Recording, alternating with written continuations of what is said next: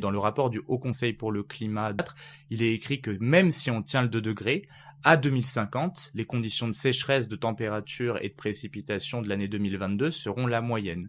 Or, on se rappelle de ce que c'est l'année 2022, c'était toute une partie du sud-ouest de la France avec plus d'eau au robinet, c'était les grands incendies de Gironde, c'était aussi des vagues de chaleur qui se sont succédées dans pas mal de villes, il y en avait eu 3 grosses, il me semble, et puis des inondations après sur la période hivernale.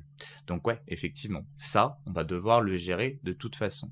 Et c'est pour ça que c'est un petit peu un problème d'avoir un peu de pudeur dans certains milieux à parler d'adaptation comme si c'était un renoncement à l'atténuation. Les deux sont complémentaires, mais le problème c'est qu'on n'a pas le choix.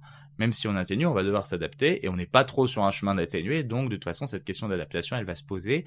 Et autant ne pas la laisser cette question d'adaptation aux gens qui suggèrent qu'on pourrait s'adapter à tout et n'importe quoi. Parce que c'est ça la grande tendance aujourd'hui. C'est utilisé pour justifier le prolongement du statu quo et pour avoir un peu, on va s'adapter, génie humain, c'est un truc un peu plus subtil que ce qui est idéologique, anthropologique, quoi. C'est exactement. Plus, C'est plus trop, on va trouver des solutions pour capter du carbone. C'est même plus trop ça.